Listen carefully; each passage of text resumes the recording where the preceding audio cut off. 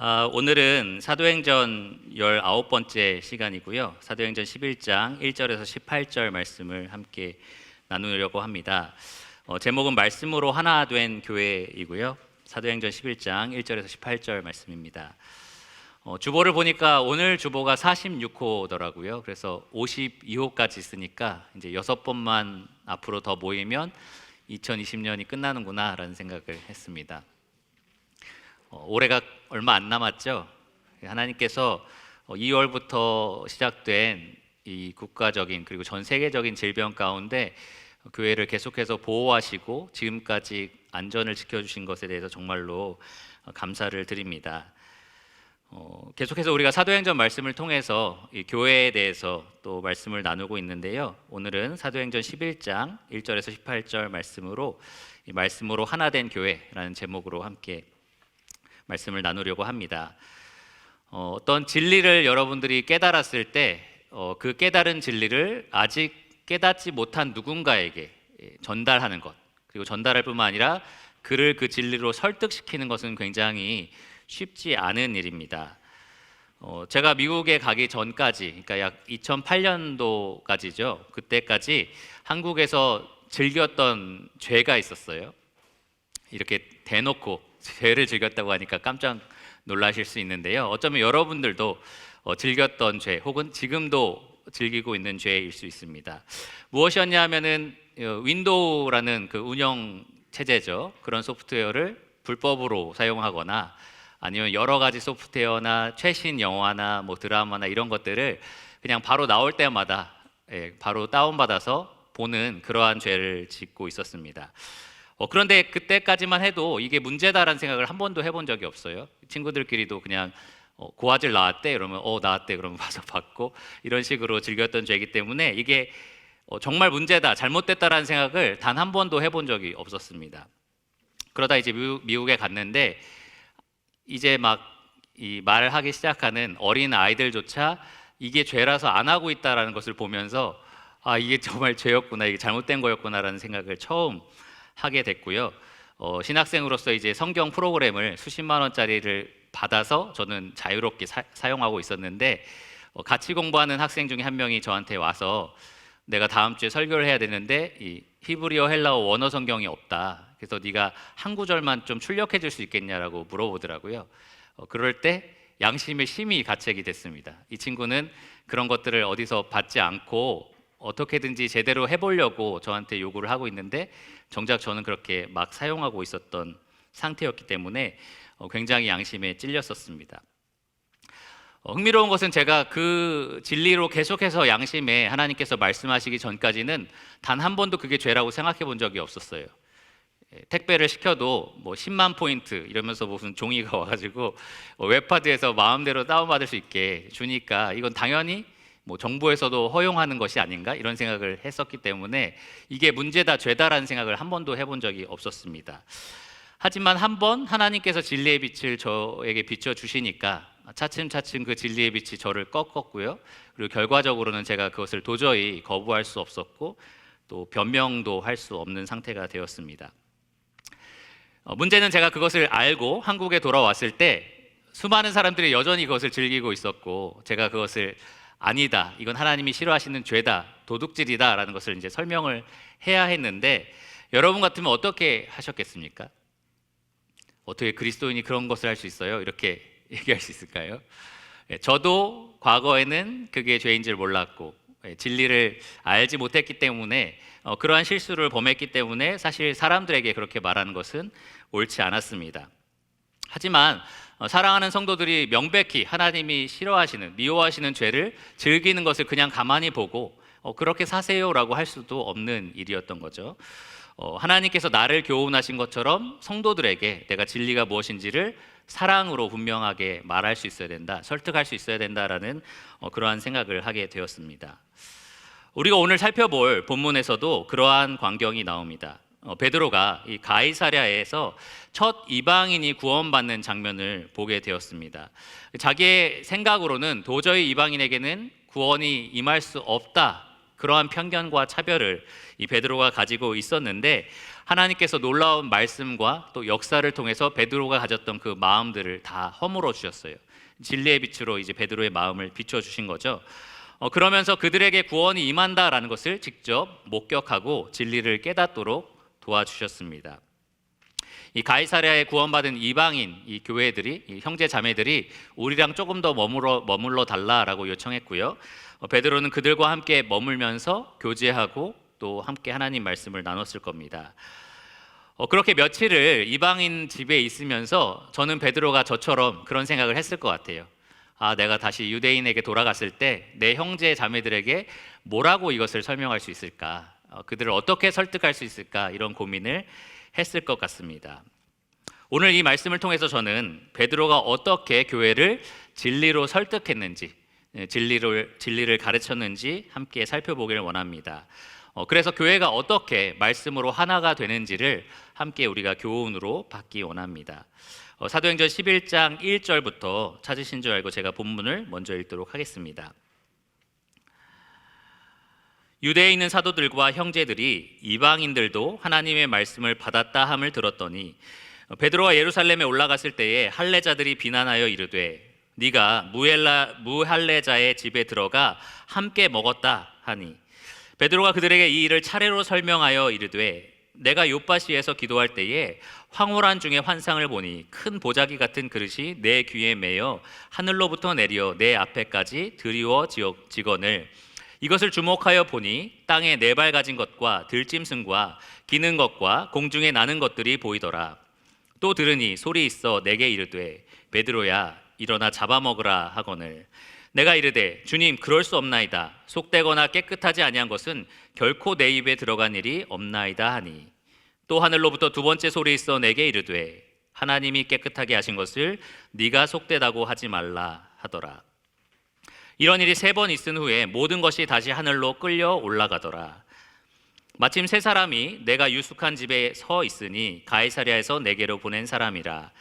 성령이 내게 명하사 아무 의심 말고 함께 가라 하시매 이 6 형제도 나와 함께 가서 그 사람의 집에 들어가니 그가 우리에게 말하기를 천사가 내 집에 서서 말하되 네가 사람을 요빠에 보내어 베드로라 하는 시몬을 청하라. 그가 너와 내 온 집이 구원받을 말씀을 너에게 이르리라 함을 보았다 하거늘 내가 말을 시작할 때에 성령이 그들에게 임하시기를 처음 우리에게 하신 것과 같이 하는지라. 내가 주의 말씀에 요한은 물로 세례를 베풀었으나 너희는 성령으로 세례를 받으리라 하신 것이 생각났노라. 그런즉 하나님이 우리가 주 예수 그리스도를 믿을 때에 주신 것과 같은 선물을 그들에게도 주셨으니 내가 누구이기에 하나님을 능히 막겠느냐 하더라. 그들이 이 말을 듣고 잠잠하여 하나님께 영광을 돌려 이르되 그러면 하나님께서 이방인에게도 생명 얻는 회개를 주셨도다 하니라. 네, 이 말씀을 통해서 저는 첫 번째로 하나 되지 못한 교회를 함께 살펴보려고 하고요. 그리고 두 번째로 하나 되게 하는 말씀을 살펴볼 거고요. 마지막으로 하나 된 교회의 모습을 살펴보겠습니다. 먼저 하나 되지 못한 교회의 모습은 1절에서 3절에서 우리가 살펴볼 수 있는데요. 오늘 이 사건에서 베드로를 반대하고 베드로를 비난했던, 베드로뿐만 아니라 베드로와 함께했던 이 6 유대인 형제들을 비난했던 성도들이 나옵니다. 누구였냐 하면 2절에 나오는 예루살렘에 있는 할례자들이었어요. 이 할례파라고 불리는, 성경의 할례파로 따로 분류한 분파들이 분명히 있었는데요. 이 할례자들이라고 나와 있는 2절에 나와 있는 이 성도들은 그 할례파가 아니라 이 구원받은 성도들 가운데 유대인 출신인 사람들, 유대인 출신인 형제 자매들을 의미합니다. 성도들인 거죠. 분명히 예수님을 믿는 성도들인데 출신이 유대인 출신이었던 겁니다. 그들은 기본적으로 모세의 율법에 대해서 열심히 있었습니다. 구원받았다고 해서 율법을 다 팽개치고 이랬던 게 아니라 구원을 받았지만 율법에 대해서는 열심히 있는 그러한 성도들이었습니다. 그런데 왜 그들이 이 베드로를 비난했느냐? 여기 보시면 1절에 그들이 들은 이야기가 있었기 때문이었어요. 유대에 있는 사도들과 형제들이 무엇을 들었느냐 하면 이방인들도 하나님의 말씀을 받았다라는 것을 들었습니다. 이방인들이 하나님 말씀을 들은 게 뭐가 문제가 될까요? 그들이 비난한 내용을 들으면 그들이 비난한 이유를 우리가 찾아볼 수 있는데요. 3절에 보시면 이렇게 비난을 했습니다. 네가 무할례자의 집에 들어가 함께 먹었다. 이 함께 먹고 교제한 것에 대해서 그들이 비난을 한 겁니다. 어떻게 그럴 수 있느냐? 어떻게 네가 그럴 수 있느냐라는 식으로 강하게 책망을 했습니다. 여러분 한번 생각해 보세요. 여러분 지금 주위에 형제 자매님들이 앉아 계시는데 교회에 오면서 서로 자연스럽게 교제할 때에 옆에 있는 형제 자매님들이 이런 얘기를 했다고 한번 생각해 보십시오.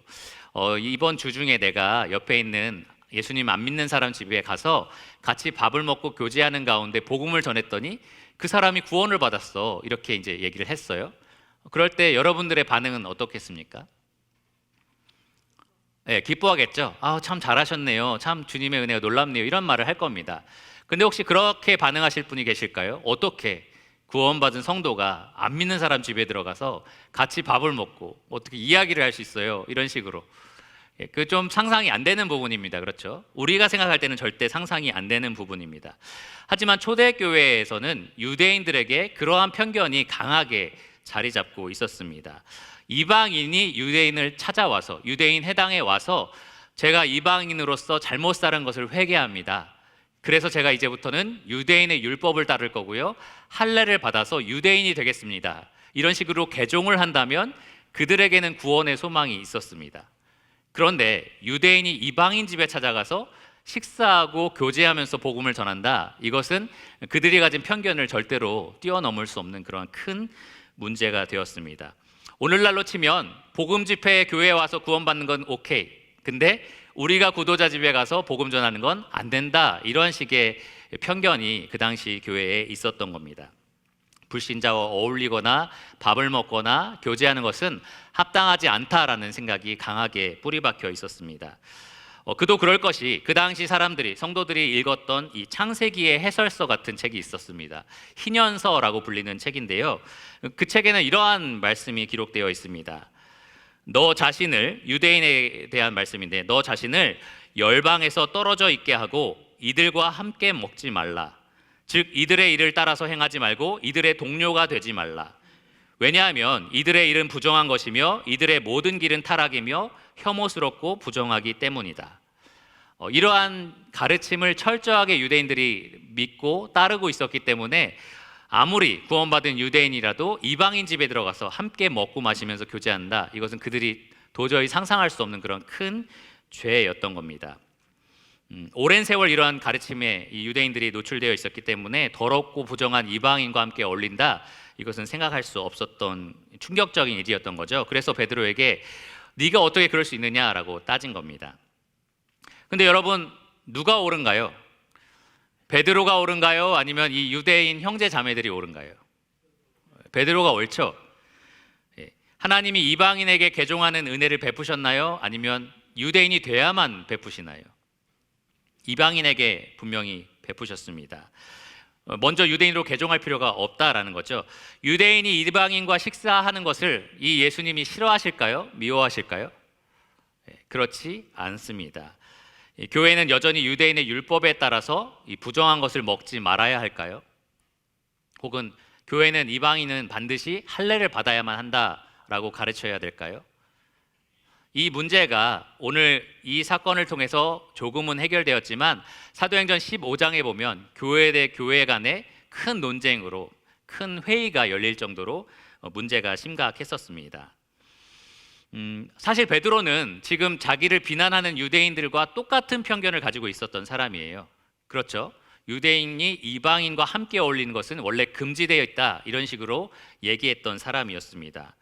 하지만 하나님께서 우리가 지난주에 살펴본 것처럼 놀라운 환상과 놀라운 말씀과 여러 가지 역사를 통해서 베드로가 가졌던 그러한 편견의 벽을 완전히 허물어 주셨습니다. 성령께서 그들에게 내려오는 것을 볼 때에 베드로가 이건 정말 누가 봐도 하나님의 역사다라고 인정할 수밖에 없었습니다. 그는 진리를 이제 깨달은 사람인데요. 아직 그것을 깨닫지 못한 자신과 똑같은 편견에 사로잡혀 있는 형제 자매들에게 진리가 무엇인지를 설명해야 하는, 설득해야 하는 상황에 처했습니다. 어떻게 할 수 있을까요? 어떻게 이 형제 자매들에게 이것이 진리다라고 말해줄 수 있을까요? 자기와 똑같은 편견의 벽에 사로잡힌 성도들을 어떻게 진리로 설득할 수 있을까요? 교회는 바로 이러한 편견 때문에 지금 하나가 되지 못한 상태였고요. 베드로는 그 편견의 벽을 하나님의 말씀으로 허물려고 합니다. 4절에서 17절에 보시면 베드로가 어떻게 그들을 설득하는지 기록되어 있습니다.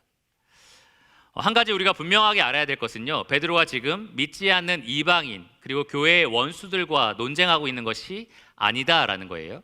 베드로를 대적하고 비난하는 사람은 누구였습니까? 예루살렘에 있는 한 형제 자매였어요. 교회 안에 있는 한 형제 자매들이었습니다. 성도들을 설득하고 있는 상태였습니다. 때로 교회가 이 세상의 비방자나 원수들에게 그들의 거짓에 맞서서 진리가 무엇인지를 말해야 될 때가 있습니다. 아주 날카롭게 진리가 무엇인지를 분명하게 선포해야 할 때가 있습니다. 하나님을 무시하거나 조롱하는 이 세상 사람들 혹은 교회의 원수들과 우리가 교제할 때는, 대화할 때는 때로는 그들의 무지함이나 어리석음에 대해서 꾸짖어야 될 때도 분명히 있습니다. 하지만 성도가 성도를 진리로 설득할 때, 성도가 성도에게 진리를 말할 때에는 반드시 무엇이 필요하냐? 예수님께서 말씀하신 너희가 나의 멍에를 메라, 나에게 배워라 라고 하시면서 나는 무엇과 무엇으로 충분하다라고 하셨죠. 내가 겸손과 온유로 옷 입었다라고 말씀을 하셨습니다. 우리가 그러한 모든 겸손과 온유로 성도를 진리로 설득할 필요가 있습니다. 에베소서 4장 15절에 보면 사도 바울이 말하기를 우리가 진리를 말하는데 사랑 가운데 말하라 이렇게 명령하고 있습니다. 이 베드로는 자신이 지금 깨달은 그리고 믿고 있는 진리를 아직 모르는 성도들에게 그들이 모른다라고 해서 비난하지 않았습니다. 우리가 앞으로 살펴보겠지만 이 베드로의 말에서 그들에 대한 비난이 조금도 나와 있지 않아요. 어떻게 너희는 그렇게 편협하냐? 어떻게 그런 편견에 사로잡혀 있냐라는 식으로 비난하지 않았습니다. 이 베드로는 하나님의 은혜에 이 복음에 어떻게 너희가 차별을 둘 수 있느냐라고 그들을 강하게 책망하지도 않았습니다. 예수님을 믿는 사람이 예수님의 그 많은 은혜를 받은 사람이 어떻게 이렇게 할 수 있어? 라는 식으로 그들을 비난하지 않았다는 거죠. 그리고 성경이 뭐라고 말하는지 좀 봐라. 너네 성경 제대로 아는 거 맞아? 이런 식으로 그들에게 면박을 주지도 않았습니다. 베드로는 어떠한 답답함이나 그들에 대한 어떤 분노나 혹은 원망 같은 것을 조금도 표현하지 않았고요. 다만 하나님의 진리의 말씀을 그들에게 설명했을 뿐입니다. 동시에 많은 사람들이 성도들이 서로 진리를 이야기할 때 상대방이 강하게 비난하면 자신이 믿고 있는 참 진리를 타협하는 경우도 있거든요. 베드로는 근데 절대로 그들의 비난을 막 받았을 때 그러게요, 제가 좀 잘못했네요, 이런 식으로 말하지도 않았습니다. 그러게 제가 교제하지 말았어야 됐는데, 복음을 그냥 종이에 써서 주고 왔어야 되는데, 이런 식으로 타협하지 않았다라는 거죠. 진리를 분명하게 말하되 절대로 타협하지 않고 다만 그들을 사랑으로 계속해서 설득하는 일을 했었습니다. 4절을 보시면 베드로는 그들에게 차례로 설명했다라고 기록되어 있습니다. 이것이 참 성숙한 그리스도인의 자세입니다. 분명히 내가 믿고 있는 것이 진리고 하나님 말씀인 것이 분명하더라도 아직 그것을 모르는 사람에게 차례로 차근차근 친절하게 사랑으로 설명할 수 있는 것, 그것이 성도가 성도에게 진리를 말할 때 반드시 필요한 자세입니다. 이 5절부터 17절까지 베드로가 설명한 내용은 이 하나님께서 자신에게 말씀하신 것과 역사하신 것들을 기술한 건데요. 지난주에 이 자리에서 말씀을 들으신 분들은 아마 자세하게 다 들었던 내용일 겁니다.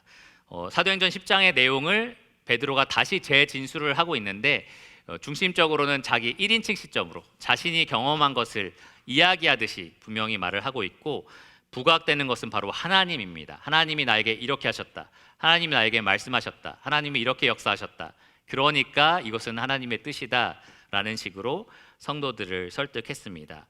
먼저 5절에서 10절을 보시면 베드로가 하나님이 먼저 자기에게 나타나서 보여주신 환상에 대해서 이야기를 합니다. 지난주 여러분 들었던 것처럼 큰 보자기가 네 귀가 메어서 그릇 모양처럼 베드로 앞에 내려왔었고요. 이 환상 중에 그 보자기 안에 보니까 여러 가지 짐승들이 그 안에 있었습니다. 하나님께서 잡아먹으라 라고 말씀하셨을 때 베드로가 여기 기록되어 있는 것처럼 주님 그럴 수 없습니다, 속되거나 깨끗하지 아니한 것은 결코 내 입에 들어간 일이 없습니다, 아주 완강하게 거절을 했죠. 그럴 때 하나님께서 3번 반복해서 말씀하신 것이 하나님이 깨끗하게 하신 것을 네가 속되다고 하지 말라.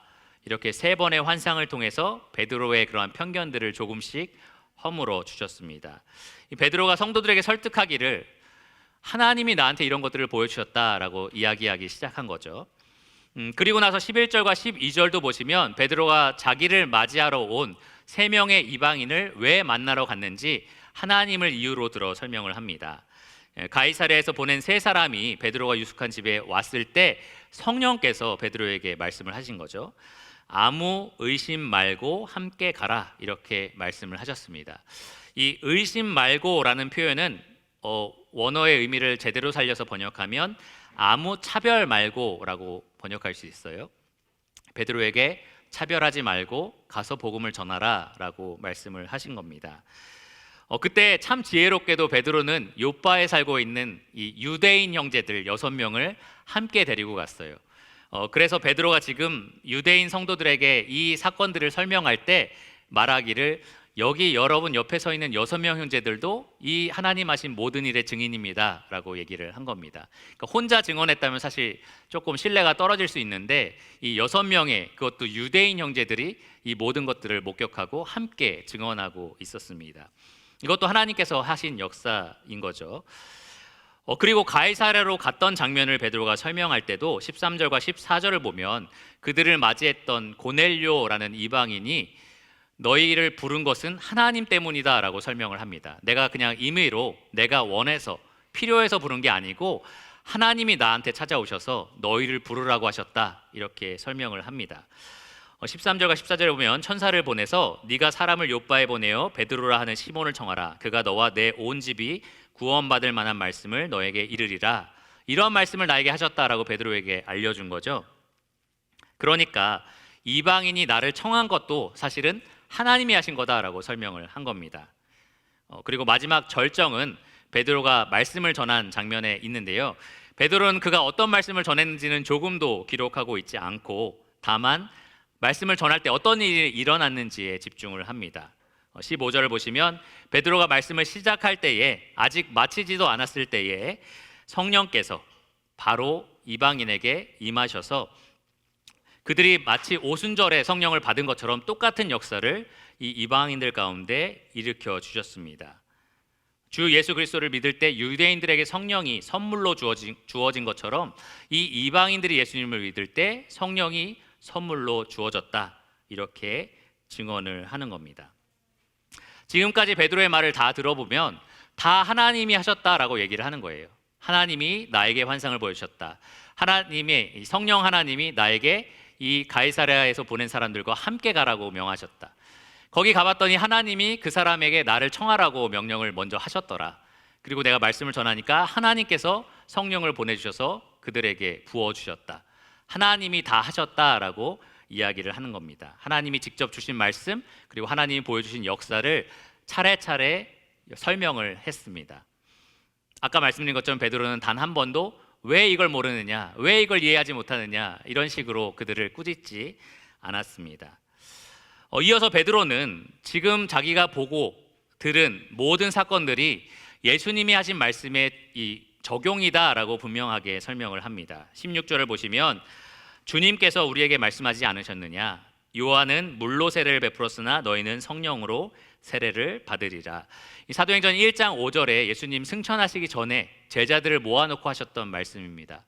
예수님께서 너희가 이 요한은 물로 세례를 베풀었지만 너희는 얼마 있다가 성령으로 세례를 받을 거다라고 말씀을 하셨습니다. 실제로 며칠 있다가 오순절에 이 제자들은 성령의 세례를 받았고요. 이 제자들은 유대인들에게만 이렇게 성령이 임하는구나라고 그러한 생각을 가졌지만 베드로가 이 놀라운 성령의 역사를 다 경험한 후에 그때 예수님 하신 말씀이 사실은 이방인에게도 적용되는 거더라라고 이 성도들에게 설명을 하는 겁니다. 하나님 말씀을 분명하게 적용할 수 있도록 설명을 한 겁니다. 이 모든 설명을 마친 후에 베드로가 했던 결론은 17절에 이렇게 기록되어 있습니다. 내가 누구이기에 하나님을 능히 맡겠느냐. 이것이 분명한 하나님의 뜻인데, 하나님이 이렇게 역사하셔서 분명한 뜻을 보여주셨는데 내가 누구라고 이것을 거부할 수 있겠느냐? 우리 성도들은, 우리 교회는 절대로 이 하나님의 뜻을 거부할 수 없다라고 설득을 했습니다.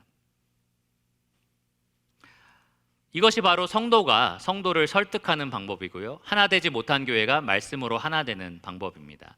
다른 어떠한 자신의 설득력이나 어떠한 노력이나 그러한 의지에서 나오는 것이 아니라 오직 하나님의 말씀으로, 하나님의 역사로 성도들은 한 몸이 될 수 있습니다.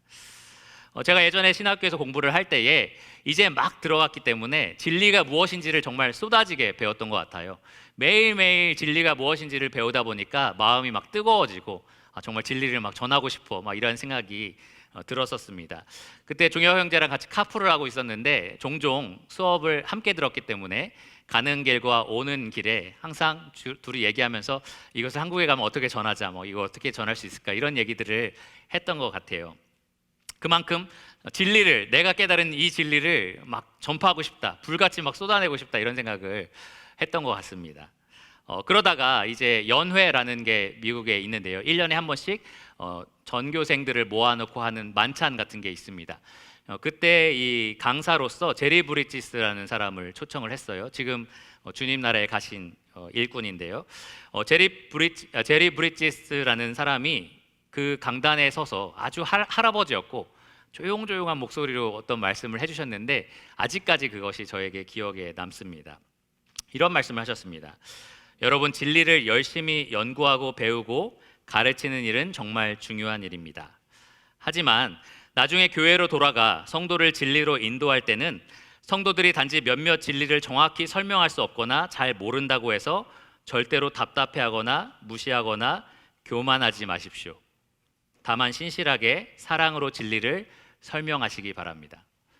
그 이야기를 딱 들었을 때 그렇구나, 내가 지금 뭔가 깨달았다고 해서 가서 어떻게 이것도 모릅니까, 이게 진리입니다 이런 식으로 절대로 가르치면 안 되겠다라는 교훈을 얻었습니다. 저 그렇게 잘 하고 있었던 거 같나요? 감사합니다. 어쨌든 이 자리는 말씀으로 설득하는 자리입니다. 여러분의 생각을 말씀으로 바꿔야 하는 자리예요. 그러다 보니까 그렇지 않다라는 것을 발견할 때마다 개인의 감정이나 그러한 답답함이 쏟아져 나올 수 있는 그러한 위험이 있습니다. 하지만 그럴 때 우리는 늘 주님을 생각해야 됩니다. 이 참 진리, 정말 진리밖에 없으신 예수님께서 이 진리에 정말로 무지했던 제자들을 얼마나 오래 참고 가르치셨는지 한번 생각해 보시기 바랍니다. 그분은 진리만 충만하셨던 분이 아니라 무엇이 충만하셨죠? 은혜와 진리가 충만하신 분이셨습니다. 그러므로 교회가 하나가 될 때는 반드시 진리로 하나가 되어야 하는데 단지 진리만이 아니라 평안에 매는 줄로 우리가 진리의 영이 하나 되게 하신 것을 힘써 지켜야 합니다. 여러분 한번 생각해 보시기 바랍니다. 주제권 구원이라는 것을 존 메가더 목사님이 강조해서 유명해지셨는데 어떤 주제권 구원을 우리가 누구한테 가르칠 때에 자기 삶에도 사실 예수님의 주인 되심을 인정하지 못하는 삶의 영역이 있어서 자주자주 실패하는 사람이 어떤 성도에게 당신 어떻게 주제권 구원도 모를 수 있어요? 막 이런 식으로 가르친다고 한번 생각해 보세요. 그것이 얼마나 참 안타까운 일입니까? 참 불쌍한 장면입니까? 자기 삶에 들보가 있으면서 상대방에 있는 티는 어떻게든지 고치려고 하는 그러한 모습은 절대로 우리 예수님의 모습이 아닙니다.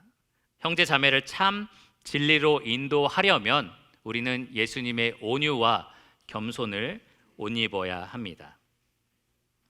여러분, 성도를 변화시키는 것은 나의 말에 있는 게 아니에요. 하나님의 진리만이 성도를 변화시킵니다. 오히려 여러분의 말 속에 담겨 있는 말투나 어조나 잘못된 판단이나 정죄나 그런 태도 때문에 전달하고 있는 진리가 가로막히지 않도록 여러분 노력하시기 바랍니다. 오직 말씀만, 오직 진리만 사랑으로 가르치시기 바랍니다. 성도와 성도 간의 교제도 마찬가지예요. 그 성도에 대해서 이것이 진리입니다 라고 우리가 설득해야 할 때에 여러분이란 사랑으로 진리를 말하시기 바랍니다. 베드로가 그렇게 했고요. 그렇게 할 때에 교회가 하나 되는 모습을 우리가 18절에서 볼 수 있습니다. 유대에 있는 성도들이 베드로의 이 말을 가만히 듣고서 첫 번째로 보였던 반응은 바로 잠잠한 것이었습니다. 잠잠했어요. 입을 다물은 거죠. 처음에는 어떻게 이방인과 먹을 수 있어? 라는 생각에 판단과 정죄의 마음들이 막 쏟아져 나왔는데 베드로가 차례차례 설명한 이야기를 듣고 나니까 자기들이 할 말이 사라진 겁니다.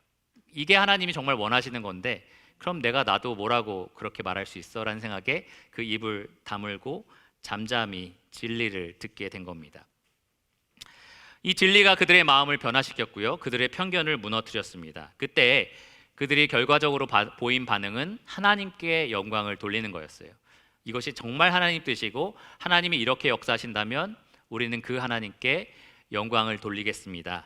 이렇게 그들이 반응을 했습니다. 하나님의 은혜는 정말 유대인에게만 퍼지는 것이 아니라 이방인에게까지, 우리가 상상조차 할 수 없었던 그들에게까지 이렇게 놀랍도록 부어지는 거군요. 이런 식으로 이 성도들이 감사와 찬양을 돌립니다. 이 장면에서 저는 우리 교회가, 모든 교회가 반드시 배워야 하는 한 가지의 교훈을 얻을 수 있다고 생각합니다. 무엇이냐면요, 교회는 그것이 분명히 하나님 말씀이다라는 것이 드러났을 때 반드시 그 진리를 수용해야 한다라는 겁니다. 교회는 하나님의 말씀을 따르는 공동체입니다. 말씀이 무엇을 말하는지 명확하게 알았다면 교회는 그 순종 외에는 다른 반응을 보일 수 없어요. 이것이 정말 하나님 뜻이다라는 것을 우리가 모두 알았다면 사실 거기에 우리가 굴복하고 순종해야 합니다. 아멘으로 화답을 하고요. 그리고 그분의 뜻을 인정하고 또 하나님이 그렇게 뜻대로 역사하시는 것에 대해서 우리가 찬양과 감사를 돌려야 합니다. 사도 바울은 디모데에게 교회에 대해서 이렇게 설명했습니다. 교회는 살아계신 하나님의 교회요 진리의 기둥과 터다, 이렇게 설명을 했습니다. 우리 각자가 각각 가지고 있는 생각이 다르고요, 다양한 견해가 있는 영역이 분명히 있습니다. 서로 존중할 수 있는 그런 부분들이 분명히 존재한다는 거죠. 하지만 언제든지요, 이 교회는 이것이 하나님의 진리다라는 것이 밝히 드러났을 때 모두가 각자 가지고 있는 여러 가지 생각들을 내려놓고 그 진리 앞에 무릎을 꿇을 수 있어야 합니다. 그 진리를 한 마음으로 함께 떠받칠 수 있는 그러한 진리의 기둥과 터가 돼야 합니다. 그 진리 위에 우리가 세워져야 합니다. 그러한 자세가 좋은 자세로서 바울이 이렇게 설명을 했는데요. 고린도후서 10장 5절에 보면 하나님을 아는 것을 대적하여 높아진 것을 다 무너뜨리고 모든 생각을 사로잡아 그리스도에게 복종하게 한다. 이것이 교회에게 필요한 자세예요. 우리의 높아진 생각들, 또 그리스도에 반하는 여러 가지 마음들을 그분 앞에 다 내려놓고 굴복시키는 것, 교회는 바로 그러한 공동체입니다. 예를 들어 몇 가지 말씀을 드릴 텐데요. 우리가 이 자리에서 몇 번 말씀을 드린 것 같은데 이 세상은 요즘 동성애에 대해서 그냥 타고난 거다, 어쩔 수 없다, 그럴 수밖에 없다, 그래서 우리가 받아줘야 된다라는 말들을 하지만 교회는 그 사람들을 불쌍히 여기고 또 오면 회복할 수 있도록 도와주는 공동체가 돼야 하지만 동성애라는 그 행위 자체에 대해서 죄다라는 말을 분명하게 얘기할 수밖에 없습니다. 왜 그럴까요? 하나님께서 그러한 자들은 하나님 나라를 유업으로 받을 수 없다, 가증한 죄다라고 분명하게 말씀하셨기 때문입니다. 우리가 낙태를 할 수밖에 없는 상황에 있는 사람들을 불쌍히 여길 수 있지만 그 낙태라는 행위 자체를 죄다라고 말할 수밖에 없는 이유는 무엇입니까? 하나님께서 생명을, 모든 사람을 자기의 형상대로 귀하게 창조하셨다고 믿기 때문입니다. 하나님께서 모든 아이를 어머니 뱃속에서 참으로 기묘하게 창조하셨고요, 그의 날을 하루가 되기 전에 다 그의 책에 기록되게 하셨다라는 것을 분명하게 믿기 때문입니다. 하나님이 분명하게 말씀하신 것에 대해서 교회는 저는 다른 생각을 가지고 있어요 라고 말할 수 없다라는 겁니다. 또 요즘 이슈가 되고 있는 게 자녀 양육에 대한 문제예요. 이 세상에서는 부모의 체벌권을 계속해서 빼앗아 가려고 합니다. 그래서는 안 된다, 이 아이의 인권을 위해서 그러면 안 된다라는 말을 해요. 사실 교회는 우리는 마음껏 휘둘러서 막 때릴 수 있어요 이렇게 말하는 공동체는 아니잖아요, 그렇죠? 우리도 절제하고 그렇게 잘 다뤄야 된다라고 생각하지만 하나님 말씀에 따라서 자녀를 체벌하고 훈계해야 된다라고 믿고 있습니다. 다른 이유가 있어서 그런 게 아니라 우리가 아주 오래된 사고방식에 사로잡혀서 그런 게 아니라 말씀이 그것을 우리에게 분명하게 이야기하고 있기 때문입니다. 교회는 여성의 인권이 신장되는 것을 굉장히 찬성하지만 그것이 성경에 반하는, 성경이 말하고 있지 않은 것까지 뻗쳐 나갈 때에는 과감하게 우리가 그것을 부정합니다. 세상의 목소리보다는 이 성경의 권위를 우리가 따르고 있기 때문입니다. 이처럼 여러 가지 예시에서 들은 것처럼 이 세상이 뭐라고 말하든지 또 얼마나 많은 사람들이 그것을 지지하든지 우리는 하나님 말씀이 말하는 것을 순종하는 공동체입니다. 또 한 가지 여러분에게 꼭 말씀드리고 싶은 것이 있는데, 단지 유명하기 때문에 또 존경받기 때문에 어떤 목사님이나 어떤 유명한 저자의 말을 그대로 다 순종하지 마시기 바랍니다. 저도 마찬가지예요. 저도 이 자리에서 말씀을 전하기 때문에 저 사람이 한 말을 다 들을 거야 이렇게 생각하지 마시기 바랍니다. 원래 그런 생각 안 하셨나요? 그런 생각을 하지 않으셨으면 좋겠습니다. 몇 가지 예시를 들어서 말씀을 드리면, 우리가 즐겨보는 팀 켈러라는 사람의 책은 우리가 참 좋아서 유익을 많이 얻고 있지만, 그 사람은 또 유신 진화론을 허용하는 입장에 서 있습니다. 또 제가 참 존경하는 스프롤이라는 목사님도 참 좋고 또 우리 도서관에 많은 책들이 있지만 유아 세례를 지지하는 입장에 서 있습니다. 우리가 또 많이 좋아하는 존 파이퍼라는 목사님도 있죠. 그분은 정말 좋고 존경을 받지만 은사주의, 방언이나 치유나 이런 것들에 대해서 허용하는 입장에 서 있습니다. 그러니까 우리가 어떤 유명한 사람이니까 라고 해서 무조건 신뢰하는 것이 아니라, 말씀이 정말 무엇을 말하는지 그것을 가장 중요하게 여기는 공동체가 돼야 한다라는 겁니다. 이것이 정말 중요해요. 제가 말해서가 아니라 말씀이 말하기 때문에 여러분이 그것을 따르면 됩니다. 이 세 사람의 예를 제가 들었지만 다 제가 존경하고 좋아하는 사람이지만 항상 말씀이 기본이 돼야 된다, 기준이 돼야 된다는 생각을 여러분 잊지 마시기 바랍니다. 이 베레아 사람이 여러분 혹시 기억하십니까? 베레아 사람을 보시면 사도 바울이 설교를 했는데도 정말 말씀이 그러한가 해서 날마다 상고를 했습니다. 그러한 교회에 정말 하나님께서 축복을 더하셨어요. 그러니까 누가 말했느냐, 사도 바울이 말했어도 정말 성경이 그러한가 상고하고 말씀의 권위를 쫓는 그러한 공동체가 되셔야 합니다. 그리고 말씀이 그렇다라는 것이 분명하다면 누가 이야기했든지 간에, 유명하지 않고 별로 영향력이 없는 사람이 말했을지라도 말씀이 정말 그렇다라고 한다면 여러분 그 말씀에 복종하시기 바랍니다. 이 진리의 반석 위에 세워진 교회는요, 말씀대로, 그러니까 그냥 말로만 주여 주여 하는 사람들의 모임이 절대로 아니고요, 주님께서 말씀하신 것을 행하는 자들의 모임입니다. 오늘 이 말씀을 통해서 우리가 교회가 어떻게 하나가 되었는지 함께 살펴봤는데요, 교회는 여러 가지 이유로 하나가 되지 못하겠지만 하나님의 말씀만이 이 교회를 하나가 되게 합니다. 교회는 하나님 말씀이 이렇다라는 것을 봤을 때는 모두 그 말씀 안에서 하나가 될 수 있어야 하고요, 그렇게 하기 위해서 우리가 사랑으로 서로를 설득해야 한다라는 말씀이었습니다. 제가 2013년에 5월이었죠. 미국에서 신학교를 다 마치고 이 한국으로 돌아오니까 이 유평교회 안에서 엄청난 변화를 일으키려고 하는 게 있었습니다. 저희가 수십 년 동안 전통적으로 지켜왔던 것을 바꾸는 일을 했었던 거죠. 그 전에, 저희가 오기 전에 이미 있었던 일이긴 한데 어쨌든 제가 와서는 그것들이 이제 좀 시행되는 그러한 상황이었습니다. 여러분 잘 알고 계시는 저희가 너울에 대한 견해를 바꾸는 일을 했었죠. 저는 그 사건이라고 말하면 좋긴데 그 일이 있었을 때에 이 말씀을 준비하면서 유대인과 이방인 사이에 있는 방해물, 이 장벽보다 훨씬 더 심한 그런 게 아닌가라는 생각이 할 정도로, 이게 정말 바뀔 수 있을까? 이걸 정말 성도들이 받아들일 수 있을까? 이런 생각을 해봤습니다. 잘 알지 못하시는 분들을 위해서 간략하게 설명을 드리면, 원래 저희가 예배 시간 내내 다 자매님들이 너울을 쓰고 있었지만 이 고린도전서 11장 말씀에 따라서 그렇게 하고 있었는데요, 그 11장 말씀에 여자들이 기도나 예언할 때 쓰지 않는 것에 대해서 설명을 하고 있었고, 그러니 말씀을 자세히 보면 기도나 예언할 때 쓰는 것이 맞다라고 저희가 말씀을 새롭게 해석하고 적용을 하기로 결정했었습니다. 지금도 그래서 우리가 공 예배 시간에 쓰지 않지만 자매님들이 주일학교나 학생회 분반에서 기도나 가르치는 일이 생길 때에 그렇게 착용하고 순종하고 있습니다.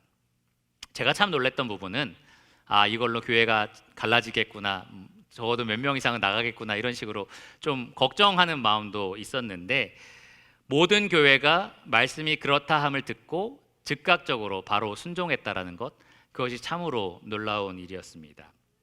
잘 이해하지 못하고 잘 따라오지 못한 부분도 몇 명 있었지만 말씀을 펴서 차례대로 설명해 줬을 때 기쁨으로 또 함께 순종했던 그러한 장면을 보면서 참 이러한 교회가 성숙한 교회다라는 생각을 했습니다. 언젠가 한번 참 감사하다라는 표현을 하고 싶었는데 좀 뜬금없지만 이 자리를 빌어서 성도님들의 그러한 성숙한 태도가 참으로 감사하고 또 하나님 앞에 아름답다라는 생각을 이 자리에서 나누기를 원합니다.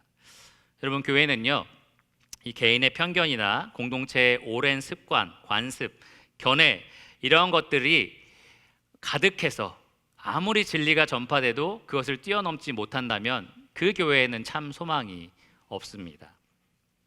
그냥 각자 옳은 대로 행할 뿐이에요. 자기가 믿고 있는 대로 그냥 살 뿐이고, 이 눈으로 볼 때는 그냥 같이 모여서 함께 하는 것처럼 보이지만 각각 자기 생각을 가지고 그냥 따로따로 살아가는 그러한 공동체가 되고 맙니다. 그래서 소망이 없다는 거예요.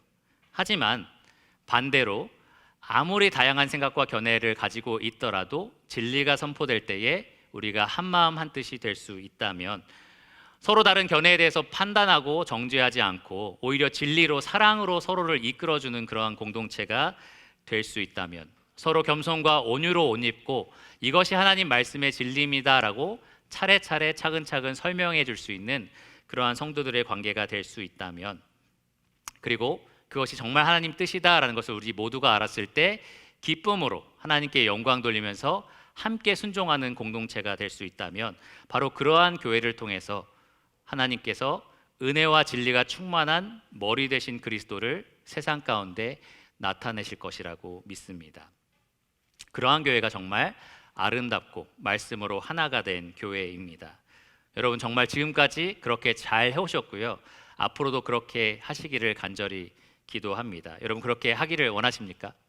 네, 그러면 기도하고 말씀을 마치겠습니다.